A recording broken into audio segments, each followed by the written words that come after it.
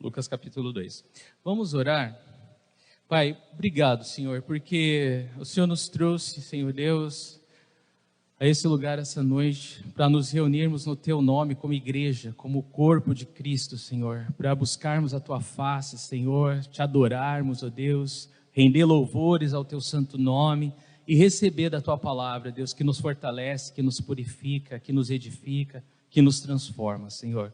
Que seja assim essa noite, que a Tua palavra possa chacoalhar as nossas vidas, Senhor, de forma que tudo que não vem do Senhor caia por terra, Deus, e fique aquilo que é do Senhor, aquilo que o Teu Espírito está produzindo em nós, ó Deus, e que a Tua palavra possa crescer e frutificar para a honra e glória do Teu santo nome, Deus. Nos faz fortes, Senhor Deus, através da Tua palavra e do Teu Santo Espírito, em nome de Jesus Cristo, amém. Amém? Muito bem, queridos.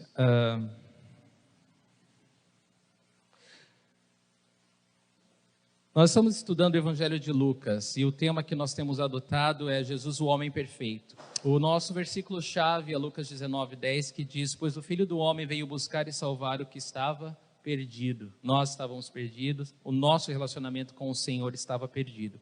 Então, Jesus é o homem perfeito que veio restaurar ou trazer de volta a nossa comunhão com Deus. Semana passada a gente viu o nascimento de João Batista e o cumprimento da promessa de Deus. Nós aprendemos que tudo que Deus promete, Ele cumpre, amém? Então, essa noite nós vamos dar sequência ao estudo, capítulo 2, veremos só até o versículo 20, essa noite, capítulo 2 de Lucas, do 1 ao 20, e o tema da mensagem de hoje é o nascimento do Salvador. Então, hoje é uma mensagem de Natal. Hoje nós vamos falar sobre o nascimento do Salvador dos pecadores. Vamos falar do nascimento do nosso Senhor Jesus. E nós vamos falar um pouquinho da época que Jesus nasceu também, né? Mas eu queria só meditar com você numa frase bem interessante. Ao nascer, ele era frágil como um bebê e ainda assim poderoso como Deus. Não tenho autor porque foi eu mesmo que inventei isso aqui. Mas eu quero que você medite um pouquinho nessa realidade. O nosso Senhor, né, Ele realmente é o Deus Todo-Poderoso, né? Pelo fato de se permitir fazer frágil como um bebê e ainda assim está no controle de todas as coisas, né? Tremendo? Quem pode fazer isso senão um Deus soberano, não é? Então é exatamente isso que nós vamos ver hoje, tá? Sobre o amor e a soberania de Deus. Ao se doar, ao se dar para nós como uma criança, né? Ao nascer como homem para pagar pelo preço dos nossos pecados. Então, Lucas capítulo 2, versículo 1. Naqueles dias, César Augusto publicou um decreto ordenando o recenseamento de todo o Império Romano. Então, eu quero que você preste atenção nessa frase aqui. Quando Jesus nasceu, ele nasceu durante o reinado de um dos homens mais notáveis da história, César Augusto. De uma forma bem breve, falando quem foi César Augusto, ele foi sobrinho neto de Júlio César, né? Quando você pensa em Roma, em todo o seu poder, ainda como república, né? Onde nenhum homem estava acima da lei, Júlio César, ele adotou Otaviano, que era seu sobrinho neto, o nome de César Augusto até então, e quando ele morreu, César Augusto, né, Otaviano, ele se juntou a dois outros homens e dividiram Roma, mas ele, nessa sua ganância, ele acabou matando os outros dois e assumiu todo o poder. Ele se tornou o primeiro imperador romano. Então, a gente está falando de César Augusto, um dos homens mais notáveis da história. Ele foi o primeiro imperador romano, e Jesus nasceu exatamente nessa época, onde esse homem, o primeiro imperador romano, ele tinha conquistado todo o domínio romano e tornado um império, né? E é claro que para que isso acontecesse foram vários anos de guerra sangrenta. Então o caos estava instaurado, era um mundo muito sombrio, um mundo muito tenebroso, não muito diferente dos nossos tempos, mas essa foi a época em que o Salvador veio ao mundo. E esse homem, César Augusto, o primeiro imperador romano, ele publicou um decreto, uma ordem. Então, tudo que esse homem falava, a gente está falando de um império, né? Então a gente está falando de uma grande extensão de terra de todo o mundo conhecido da época, tá? Então esse homem, ele publicou um decreto e todos os homens tinham que obedecê-lo. E o decreto era um recenseamento. E o recenseamento era para fins militares, mas principalmente para taxar impostos, né? Então, para coletar impostos, ele deu essa ordem, né? Que todos os homens deveriam ir para a sua cidade natal se registrar. E foi o que aconteceu. Então, você imagina, esse homem poderoso, né? Ele dá uma ordem, tudo acontece. Mas quem era, na verdade, poderoso aqui? Porque o decreto dele, a gente vai ver hoje, que fez com que José e Maria saíssem da cidade deles de Nazaré e viajassem 130 quilômetros até Belém, para que ali em Belém o Salvador do mundo nascesse. Então, na verdade, quem é o maior, o mais poderoso? É o Senhor, né? É o Senhor. Porque, apesar de César Augusto estar pensando que ele estava dando uma ordem para todo o mundo, Deus estava no controle dessa ordem. E através da ordem desse homem ímpio, Deus estava executando o seu plano. E José e Maria iam até Belém para que o Salvador nascesse lá de acordo com as profecias do Antigo Testamento. Isso não é maravilhoso? Isso é glorioso, né? Como o nosso Deus é poderoso. Então, veja bem, quando nós lemos, então, naqueles dias César Augusto, a gente está falando de um homem histórico, de uma figura histórica conhecida. É claro que Lucas, com seu detalhe, sua pesquisa, ele tinha que registrar esses fatos históricos para que todos que lessem pudessem entender que ele não estava falando uma historinha, um conto, uma fábula, era uma vez. Não era uma vez. Ele está falando de fatos reais. Foi durante o reinado desse homem, César Augusto, que isso aconteceu, que esses fatos aconteceram. E isso não era um mito, não estamos falando de uma mitologia, né, romana, grega, ou sei lá, egípcia. A gente está falando de fatos reais. Não estamos falando de Zeus e Apolo no Monte Olimpo. Não, a gente está falando de algo que verdadeiramente aconteceu. Amém? E isso é maravilhoso. Então, eu vou falar um pouquinho da realidade do mundo, tá? Que Jesus nasceu, lembrando do tempo de guerra, de caos e de violência. A violência e a imoralidade estavam tomando conta, tá? Só para você saber. Eu vou ler bem rapidamente, você acompanha comigo. Haviam 20 anos consecutivos de guerra civil, fazendas abandonadas, cidades saqueadas e sitiadas, as riquezas tinham sido roubadas, a administração estava falida, a proteção era inexistente, ladrões tornavam cada rua insegura à noite, bandidos percorriam estradas, sequestravam viajantes e os vendiam como escravos. O comércio diminuiu, o investimento parou, as taxas de juros subiram e os valores das propriedades caíram. Lembra alguma coisa, gente? A moral que havia sido afrouxada pela riqueza e pelo luxo não havia sido melhorada pela miséria e pelo caos. Roma estava cheia de homens que perderam o equilíbrio econômico e depois a estabilidade moral. Soldados haviam aprendido a aventura de matar. Homens desesperados por verem suas poupanças sendo consumidas por impostos e pela inflação da guerra, e mulheres tontas com a liberdade, multiplicando divórcios, abortos e adultérios. Nós estamos falando de um tempo real, né? Esse era o mundo que o nosso Salvador nasceu. E não muito diferente dos nossos tempos de hoje, tá? Então, César Augusto estava no poder, ele dá esse decreto, e o versículo 2 nos diz que este foi o primeiro recenseamento feito quando Quirino era governador da Síria. Então, nesse versículo 2, Lucas ele dá mais um fato histórico importante para nós, estudantes da Bíblia.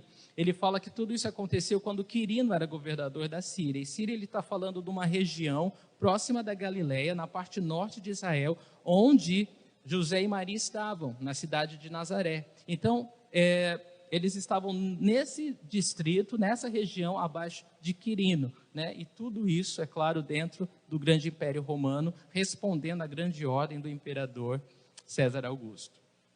Então, esse foi o primeiro recenseamento. É claro que Roma teve vários censos, vários recenseamentos, mas Lucas tem o cuidado de registrar que esse foi o primeiro deles. Versículo 3, e todos iam para a sua cidade natal a fim de alistar-se. Então, todos iam para a cidade natal. A cidade natal é a cidade onde nasceram. Então, esse era um decreto para os homens, eles tinham que se alistar, né? E então, José tinha que ir para a sua cidade natal, a fim de se alistar. Ele tinha que sair de Nazaré, no norte de Israel, e ir para Belém, no sul.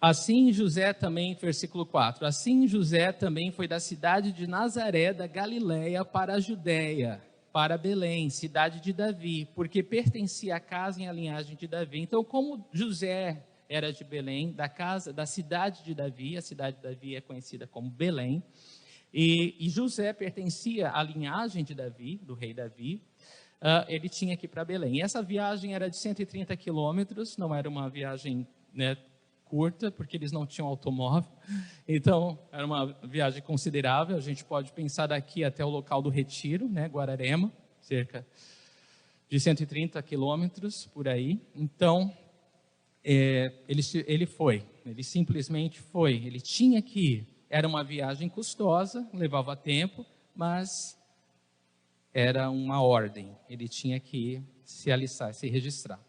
Mas falando de Belém, algo interessante sobre a cidade de Belém. O nome Belém significa casa do pão.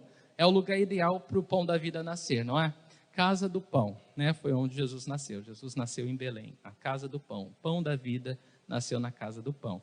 A morte, na herança histórica dessa cidade, no Antigo Testamento, está registrado a morte de Raquel e o nascimento de Benjamim, que foi o seu filho, o casamento de Ruth e as façanhas do rei Davi.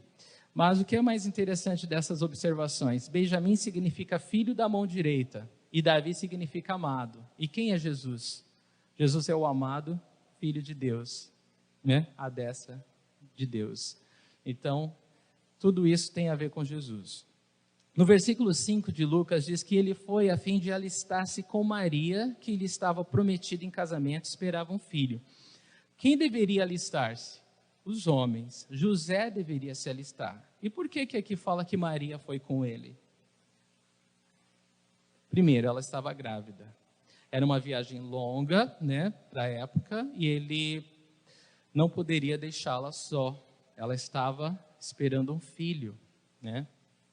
E aqui você veja que é dito que ela estava prometida em casamento, ou seja, eles não eram casados ainda, mas eles estavam prometidos, ela era prometida dele, eles eram noivos e eles iam casar, mas ela estava grávida. Imagina o que isso não repercutia na cidade de Nazaré, né?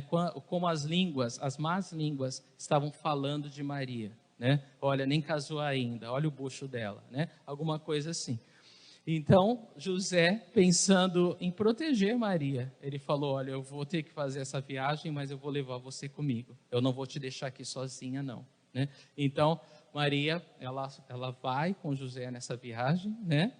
E não é dito que ela estava já prestes a dar à luz até então, né? Acredita-se que talvez não estivesse tão próximo, mas com a viagem, né, o processo deve ter acelerado, né, para a criança nascer, mas tudo estava cronometrado perfeitamente com o tempo de Deus, né? Então, José leva Maria consigo, e aí eles vão de Nazaré até Belém. Lucas 2, versículo 6 diz que enquanto estavam lá, chegou o tempo de nascer o bebê. Então veja só como Deus estava no controle de todas as coisas, né? O tempo perfeito. Quando José e Maria chegaram em Belém, então chegou o tempo da criança nascer. Incrível, né? Como que você faz um casal sair, né, de Nazaré, sem planos para viajar, para ir até Belém, para que o Salvador do mundo nascesse ali? É só usar o imperador da época. Manda ele baixar um decreto, e aí você faz com que as coisas aconteçam, não é? Então, chegando lá em Belém, foi o tempo de nascer o bebê. Então, o bebê nasce. Então, esse momento, ele parece simples, né? A gente lê o versículo 6, então, enquanto estavam lá, chegou o tempo de nascer o bebê. Parece tão simples, mas as profecias de Deus estavam se cumprindo nesse momento. Então a gente precisa parar e entender isso. A salvação de Deus estava chegando à terra. Algo incrível estava acontecendo. Esperança para o pecador que estava separado de Deus para sempre. Agora o Salvador do mundo estava chegando à terra para pagar o preço dos pecados da humanidade. Então algo maravilhoso prometido por Deus estava se realizando. Um tempo planejado por Deus antes da fundação do mundo, né? O tempo que Deus entregaria seu Filho para que ele pudesse se dirigir à cruz e pagar ali o preço dos nossos pecados. Bom, então eu separei as profecias do Antigo Testamento que nos dizem como Deus já havia planejado isso, tá? Então, olha só, Deus ele já havia prometido que o Salvador seria um homem, não seria um anjo, tá? Então, Gênesis 3,15 a gente lê: porém, inimizade entre você e a mulher, entre a sua descendência e o descendente dela. Este lhe ferirá a cabeça e você lhe ferirá o calcanhar. Essas são as palavras de Deus para quem?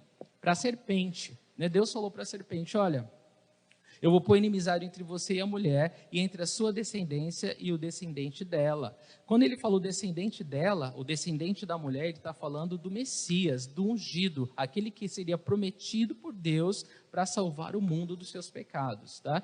Então essa é a primeira profecia falando sobre Jesus. Então ele vai ferir a cabeça, né, falando como Jesus esmagaria a cabeça de Satanás, e você lhe ferirá o calcanhar, falando da morte da cruz. Gênesis 12, 2 e 3 fala que o Salvador seria um judeu e não um gentil, tá? Teria que ser da nação de Israel. Olha só, Gênesis 12, de 2 a 3. Farei de você um grande povo. Essas são as palavras de Deus a Abraão, por meio de quem Deus criou a nação judaica. Farei de você um grande povo e o abençoarei. Tornarei famoso o seu nome e você será uma bênção. Abençoarei os que o abençoarem e amaldiçoarei os que a amaldiçoarem. E por meio de você todos os povos da terra serão abençoados. Como que todos os povos da terra podem ser abençoados através de Abraão? Por meio de Jesus Cristo, que viria, né, da nação de Israel, certo? Então, Jesus Cristo é aquele que abençoa todos os povos da terra. O Salvador, ele também deveria ser da tribo de Judá. Apesar de Jacó ter 12 filhos, Deus já havia falado que o Salvador, ele viria da tribo de Judá. Gênesis 49, 10. O cetro não se apartará de Judá, nem o bastão de comando de seus descendentes, até que venha aquele a quem ele pertence, e a ele as nações obedecerão. Então, tudo bem, o trono seria de alguém da tribo de Judá, e esse daí é aquele que o bastão de comando nunca vai deixá-lo. E a ele as nações vão obedecer, falando de Jesus. E também fala que não só da tribo de Judá, mas especificamente da família de Davi. Então, 2 Samuel 7,16, nós lemos: quanto a você, sua dinastia e seu reino permanecerão para sempre diante de mim. O seu trono será estabelecido para sempre. Como que o trono de Davi seria estabelecido para sempre? Por meio do seu descendente, Jesus Cristo, o Salvador do mundo. E não só isso, o Salvador seria nascido de uma virgem. Isaías 7,14 diz que por isso o Senhor mesmo lhes dará um sinal. A virgem ficará grávida e dará à luz um filho e o chamará Emanuel, que quer dizer Deus conosco. Então teria que nascer de uma virgem exatamente como Maria. O Salvador nasceria em Belém, a cidade de Davi. Isso está no livro do profeta Miqueias, capítulo 5, versículo 2. Diz lá: mas tu, Belém Efrata, embora pequena entre os clãs de Judá, de ti virá para mim aquele que será o governante sobre Israel. Então, quando nós lemos aqui em Lucas capítulo 2, que chegou o tempo do menino nascer, nós temos que entender que isso foi predito, isso foi profetizado. Deus já havia planejado esse momento na história, há muito tempo antes, desde o passado eterno. Isso nos faz crer no que, gente? Jeremias 1:12. Pois estou vigiando para que a minha palavra... Estou vigiando para que a minha palavra...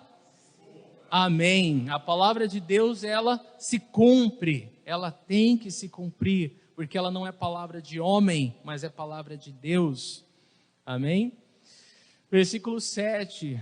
E ela deu à luz o seu primogênito, envolveu-o em panos e o colocou numa manjedoura, porque não havia lugar para eles na hospedaria. Então, de uma forma tão simples, ele fala de um acontecimento tão grande, né?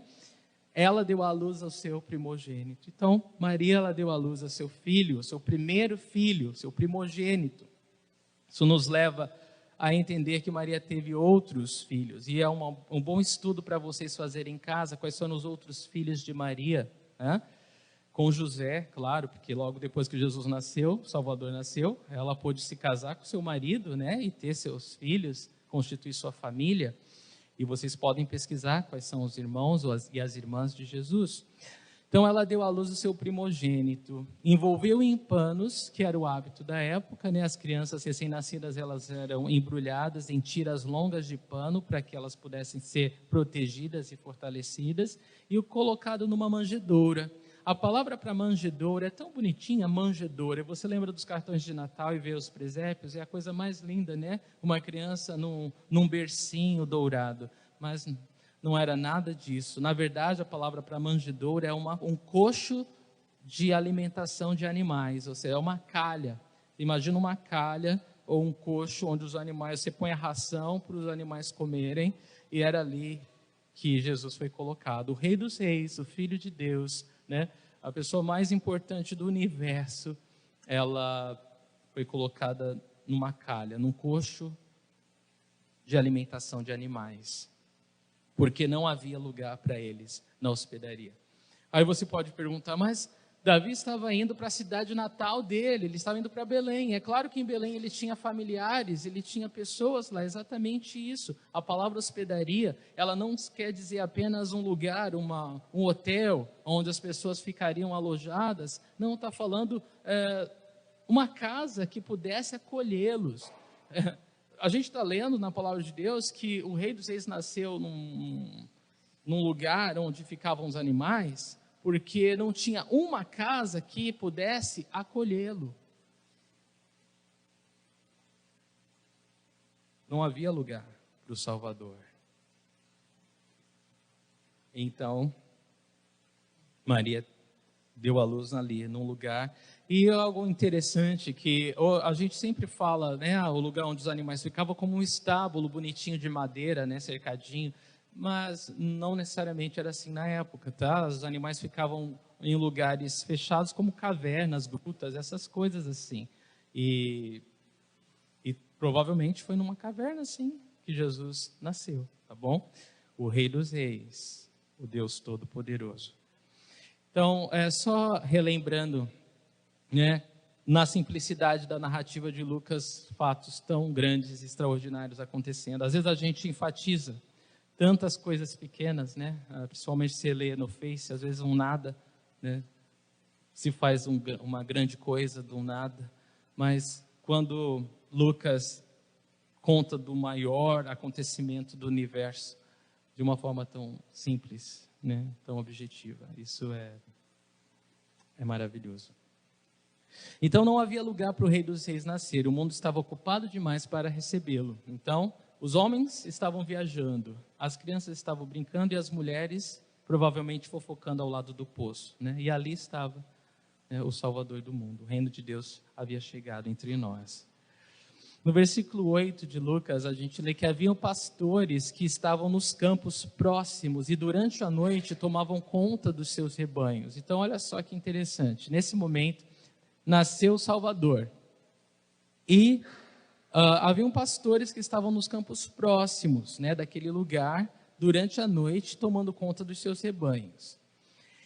E aí alguma coisa grande vai acontecer. No versículo 9 nós lemos, e aconteceu que um anjo do Senhor apareceu-lhes, e a glória do Senhor resplandeceu ao redor deles e ficaram aterrorizados. É claro que esses pastores estavam lá cuidando dos seus rebanhos à noite, numa noite qualquer, né? Eles não tinham a mínima ideia do que iria acontecer, e de repente aparece um anjo do Senhor, e a glória do Senhor resplandece ao redor deles. Deus, imagina a glória de Deus brilhando ao redor deles. Era alguma coisa que eles nunca tinham visto na sua vida.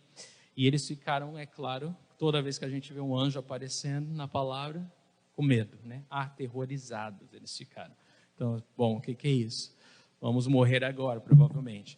Mas eu tenho algumas perguntas para fazer. Por que pastores de ovelhas, né? É interessante que os pastores, eles não tinham uma boa reputação, eles não eram muito confiáveis, né? E eles eram marginalizados pelos judeus porque o tipo de trabalho deles tornavam eles impuros e faziam com que eles ficassem afastados do templo por semanas. Então, não era a melhor classe se você quer anunciar o nascimento do seu filho, né? Para alguém, não seria a primeira pessoa que você pensaria. Vamos procurar os pastores, porque é a pessoa certa, né?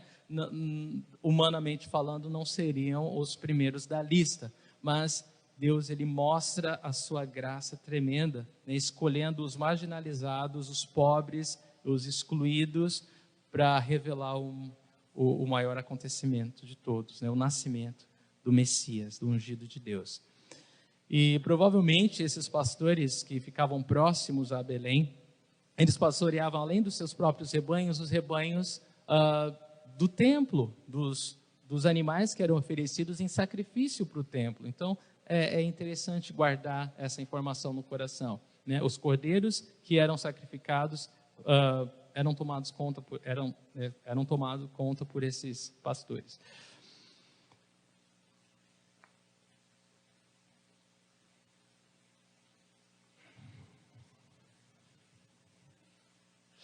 Jesus, ele veio a ser tanto o bom pastor como o Cordeiro de Deus que veio tirar o pecado do mundo, né? E eu acredito que mais aterrorizado, não vamos dizer aterrorizado, mas espantados devem ter ficado os anjos quando viram o Criador nascendo como uma criatura. Pare e pense, não é? Eles conheciam o Senhor. Eles viram ali o Criador nascendo como uma criatura. E eles viram aquele que é a palavra, nascendo sem palavras, como um bebê. E eu acredito que isso foi espantoso, no mínimo chocante, para os anjos do Senhor. 2 Coríntios 8:9, nós lemos: pois vocês conhecem a graça de nosso Senhor Jesus Cristo, que sendo rico se fez pobre, por amor de vocês, para que por meio de sua pobreza vocês se tornassem ricos.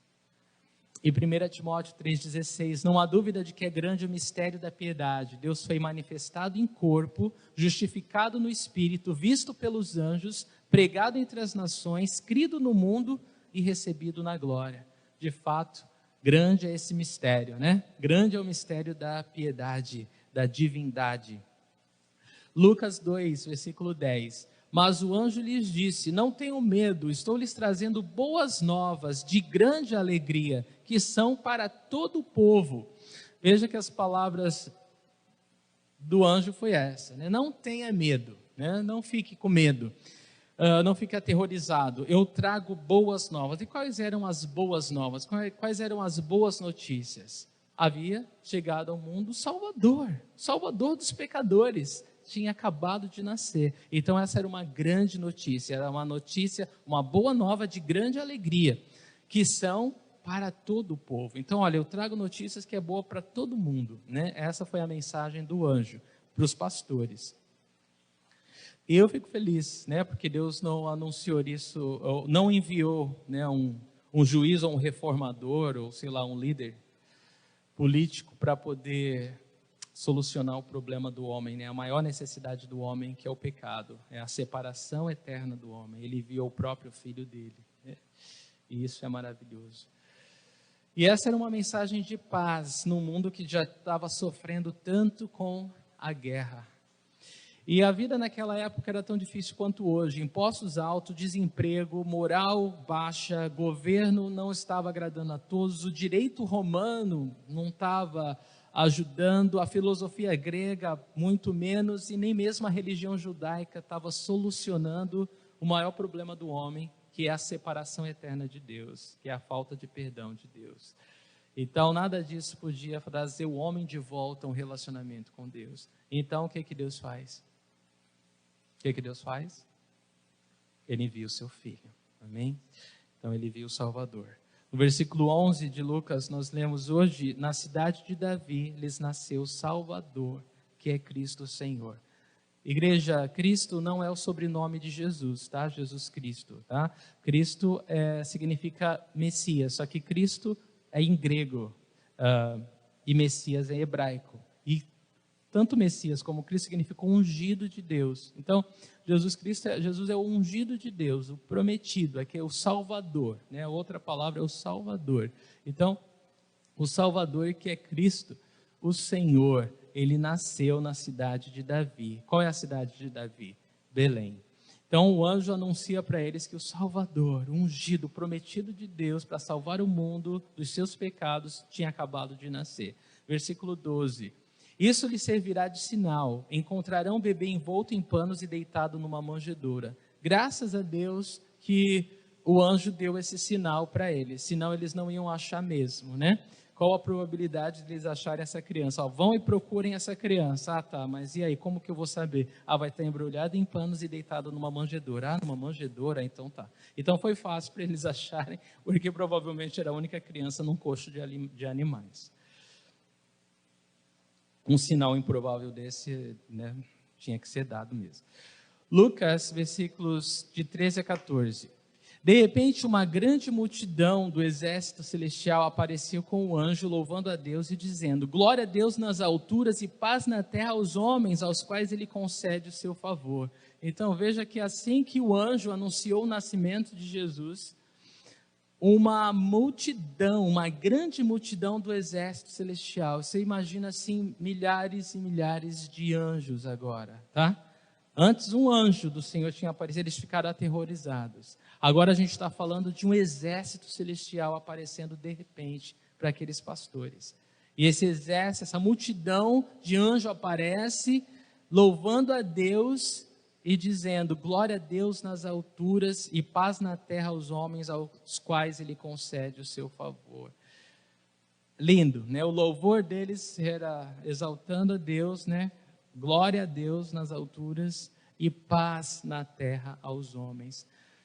Porque agora esses homens tinham recebido o favor de Deus. O favor é aquilo que nos é dado sem obrigação, né? Ninguém é obrigado a nos dar. Deus não era obrigado a fazer nada por nós. Na verdade, se Deus tinha que fazer alguma coisa, teria que ser nos punir pelos nossos pecados. Mas Deus, ele demonstra seu imenso favor, a sua graça maravilhosa, entregando o seu próprio filho para morrer no nosso lugar. Então, esse foi o favor que Deus nos concedeu, a sua graça. Então, olha só, a verdadeira paz estava sendo proclamada por uma multidão de anjos, da mesma forma que eles eram carentes pela paz de Deus. O mundo que não conhece Cristo é carente dessa mesma paz. E hoje nós não precisamos de um exército celestial para proclamar essa paz, né? Nós conhecemos essa paz, nós mesmos podemos proclamar essa paz às pessoas. Pagãos necessitavam dessa paz, né? Tanto naquela época como hoje, pessoas que não conhecem a Deus e não têm a mínima ideia do que fazer para ser salva dos seus pecados. Um filósofo disse: enquanto o imperador pode dar paz da guerra na terra e no mar, ele não pode dar paz à alma, pela qual o homem anseia mais até do que a paz exterior. Então, muito mais do que a paz das batalhas, das guerras, o ser humano, ele tem necessidade de ter paz onde? Na alma, né? Você já passou por isso algum momento na sua vida, onde parece que tudo está em paz, tudo está certo, tudo está perfeito, mas a alma está inquieta. A alma não consegue dormir à noite, a alma está atribulada, angustiada, está que nem uma máquina de lavar. Precisa de paz, precisa de paz. Então, essa paz que foi anunciada, essa paz que Cristo veio trazer, é a paz que o mundo não pode nos dar.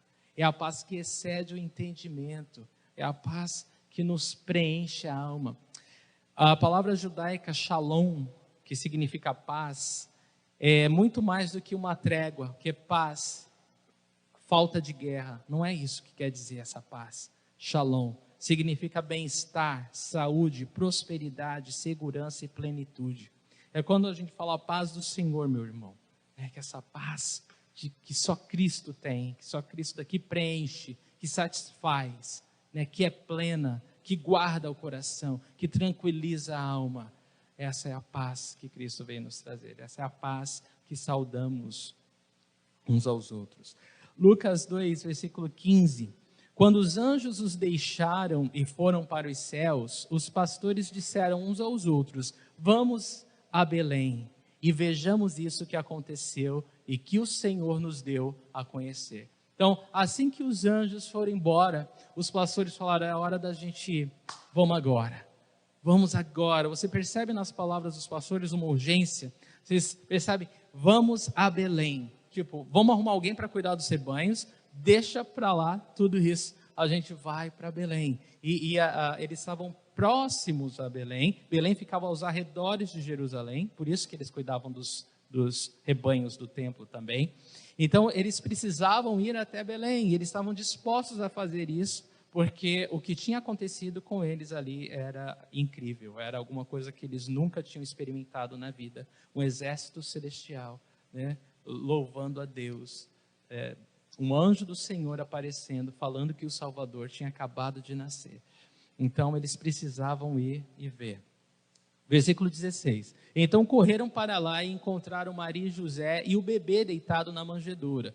Então, eles procuraram pelo sinal e eles acharam. O bebê estava deitado na manjedoura. Ele encontrou Maria e José. É interessante que quando, no versículo que nós lemos do nascimento, não fala que José estava lá para ajudar Maria. Provavelmente ele estava, né, mas não é dito. Então pode ser que Maria tenha dado a luz sozinha, né, não só longe da família, né, e de alguém para ajudar, mas talvez longe de José também.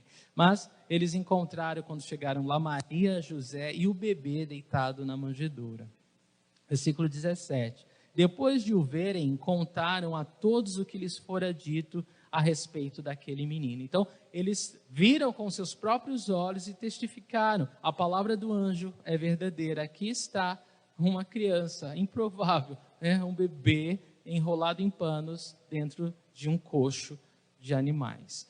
E assim que eles o viram, eles contaram a todos o que lhes fora dito a respeito daquele menino. Então, o que eles falavam para as pessoas? Nasceu o Salvador. O Salvador nasceu em Belém. E estava num coxo. E eles começaram a contar que o Salvador nasceu. E eles contaram a quem? A todos. Eles se tornaram os maiores evangelistas do momento. Eles contaram a todos o que tinha acontecido. Incrível, né? Simples pastores. Versículo 18. E todos os que ouviram o que os pastores diziam ficaram admirados. Meu Deus, como isso aconteceu aqui? Isso é incrível. As pessoas ficaram admiradas que o Salvador havia chegado naquelas condições, naquele momento, né, do mundo. Isso trouxe muita esperança para os corações, né? Isso trouxe muita alegria para aqueles que ouviam. Era uma esperança, um novo horizonte, né? Incrível. Então Deus, para mostrar que não faz acepção de pessoas, Ele revelou esse mistério, né, do nascimento de Jesus a pastores e a sábios, né, do Oriente, a pobres e a ricos, a indoutos e astrônomos, a judeus e a gentios, a próximos e a distantes. Então todos foram noticiados, informados desse grande acontecimento. O Salvador dos pecadores tinha nascido. Lucas 2, versículo 19, diz que Maria, porém, guardava todas essas coisas e sobre elas refletia em seu coração. Então, diferente dos pastores, diferente de todos que ouviam o que os pastores diziam, Maria, porém, ela guardava todas essas coisas no coração dela e sobre essas coisas ela meditava profundamente. Ela pensava: o que é isso que está acontecendo, né? O que está acontecendo? O que me trouxe para esse lugar? Foi o imperador? Foi a ordem dele? Foi quando eu decidi fugir daquelas línguas malditas lá de Nazaré. Não, é Deus. Deus está movendo as coisas, a vontade de Deus está se realizando. Isso devia ter deixado ela maravilhada. E ela meditava, porque aquilo tudo estava acontecendo com ela. Era um misto de emoções, um misto de acontecimentos, um misto de uma loucura, uma montanha russa devia estar a alma de Maria nessa época. Então ela refletia no seu coração, né? A maravilha de muitos era uma emoção transitória. Esse lembrar e meditar de Maria era um hábito permanente. Você vê que em várias passagens da Escritura, ela estava guardando essas coisas e meditando no coração. Ela tinha bons motivos para meditar, né? Afinal, tudo isso estava acontecendo com ela. E uma lição para nós é que Deus ele trabalha através de todos os tipos de pessoas e todos os tipos de circunstâncias. Você acredita nisso? Todos os tipos de pessoas. Aquela pessoa é chata, aquela pessoa é difícil, aquela pessoa é isso, aquela pessoa é aquilo. Deus está usando essa pessoa. Pode não entender como ainda, mas Deus está usando.